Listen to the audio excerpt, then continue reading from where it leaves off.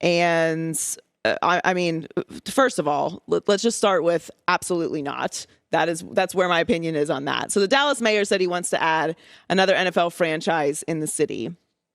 Now, look, the NFL is king of everything. We just got Tom Brady here at Fox. Like, it's the king of everything. And we know that. And we love the NFL.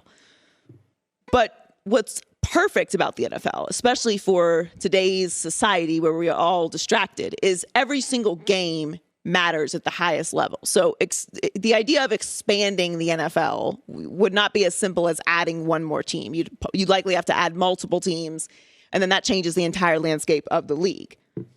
You could argue we could have less teams in the NFL, but adding another team to particularly the city of Dallas is really a different conversation. If you're talking about adding another team, I mean, obviously New York has 2 teams. We have 2 teams here in LA. That was a big conversation, even bringing another team to the Los Angeles area.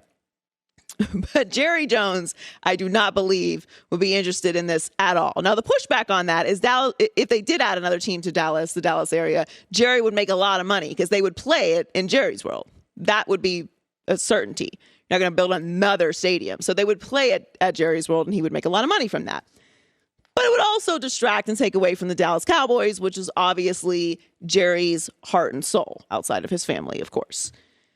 This is not necessary. They do not need another team in Dallas. If you are realistically talking about adding another team to the NFL, it would be international, which we've already had these conversations about, which is why the NFL plays in London, why they're playing in Germany this year, why they're playing in Mexico City. If you were going to add another team, add one in Mexico City. That's a realistic flight for everyone. I mean, if you got to fly from LA to Miami, I just did that. It's a really long flight. It's 5 hours. It's a lot on your body. What's the difference in flying to Mexico City? Toronto. Huge sports fan base in Toronto. Or London. You got to, mess with the schedule a little bit for the West Coast teams. But if you're going to add another team, do it internationally. It expands the brand of the NFL and set roots internationally. There's no point in adding another team to Dallas. First of all, I don't think that Jerry would ever go for this. I think he would fight it to the end of time to add another team to Dallas. But what would they be? They'd be, like, no offense, but they'd be the Clippers. Like, it's the Dallas Cowboys. It's America's team. And the argument is, like, are there enough humans or enough human beings to sustain another franchise in this city? Like, that was the conversation with having 2 teams in Los Angeles. Obviously, New York has done it successfully. But you've got to have butts in the seats. Like, it's a television product, obviously, but you also have to have people there. You have to have a fan base. You have to sell season tickets in order to sustain this. You have to sell merch. Like, there is a whole other side of this, not the majority side. The majority side is the television product. But this is not a thing that I think Jerry would ever even entertain. I don't think it's possible logistically for the NFL to add another team to Dallas, and I don't think that Dallas would be the place where they would do it. Yeah, especially, like, we're here. We're in LA. Right. We almost have 2 of every team here. Fans, the mayor was saying, like, maybe, different leagues, they'd be fans of both teams. It doesn't happen that way. You are either a Laker fan, you're a Clipper fan. Fan of both teams. You are a Dodger fan or an Angel fan, and you don't have Rams and Chargers fans together. Fan of both teams. Yeah, it's not going to happen. Oh, it's not going to happen. Could you imagine the person with the split jersey with the Lakers and the Clippers? Not in the same city. Oh, I have a headache even thinking about it. It just doesn't make sense. No. And there's always one that's king and one's like the little brother. It's just what it is. Yeah, that's just how it happens. It's how it is. That's how it happens. Through winning mostly. Yeah. Like, that's what the Lakers and Clippers. The Lakers have the banners. The Clippers do not. Yeah. But Lakers were also, the Giants have had the success more recently. The Jets have not. Yeah.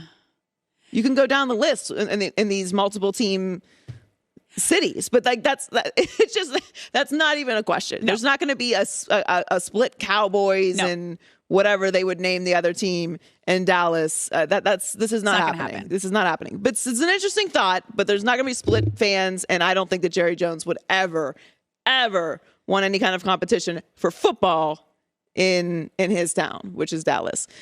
we'll talk to Rick Bucher on the other side to get his thoughts on the NBA playoffs and my Herdline News. Well, the NBA announced the Suns coach Monty Williams as the 2022 Coach of the Year yesterday. Williams led the Suns to a franchise league best 64-18 record, securing the top overall seed in the playoffs. But Williams didn't want to take all the credit. Take a listen.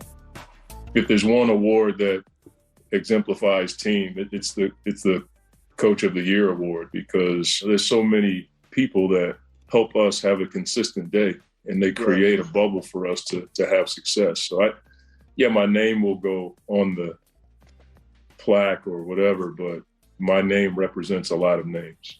I love this, and I love Monty so much. Anytime I hear him mic'd up during the game, I just think to myself, I wish he was my life coach. Everything he says, you can hear his passion and his respect for the game and for the players, and you can see the respect that the players have for him. And he's taken this young group, obviously with the help of Chris Paul, and he's turned them into rock stars. He's done an incredible job. Well, Monty, I think, is the perfect coach for this organization. Yeah. The Suns were a disaster for a long time. And we know all about the issues with the owner, the structure there, how people were treated. It was insane. Monty is that captain of the ship. Mm-hmm. He's not going to tolerate any kind of shenanigans. No.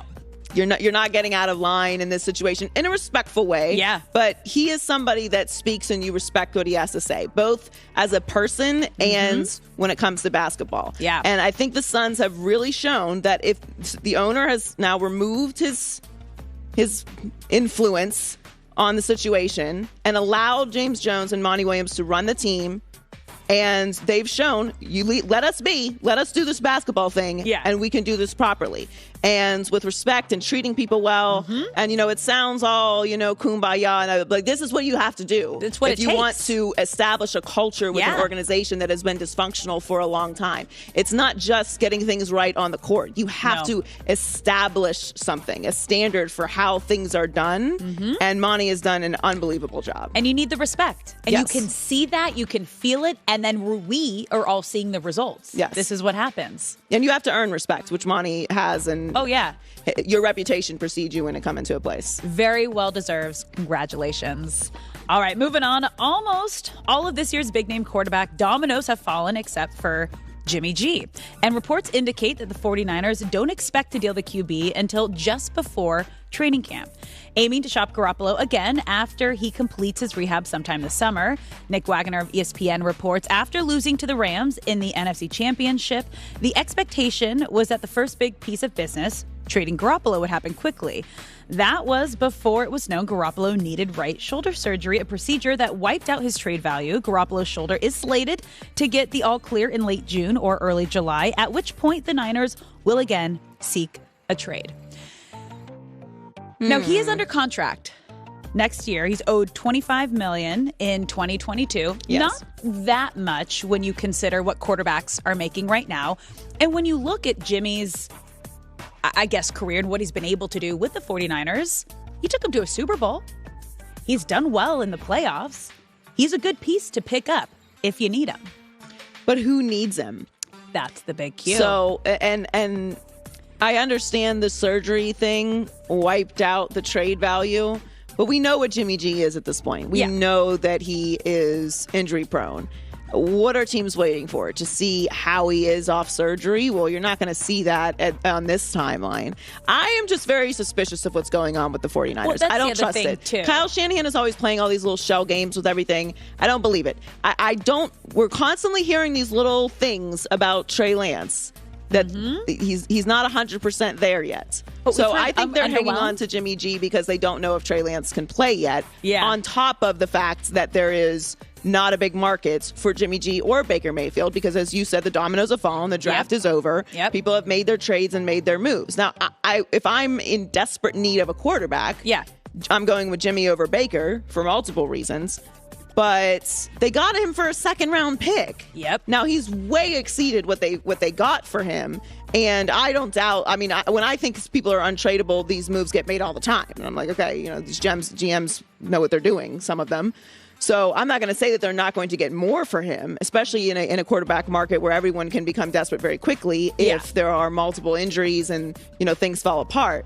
You never know what's going to happen once you get to training camp. But I don't know. I wouldn't be surprised if they held on to him.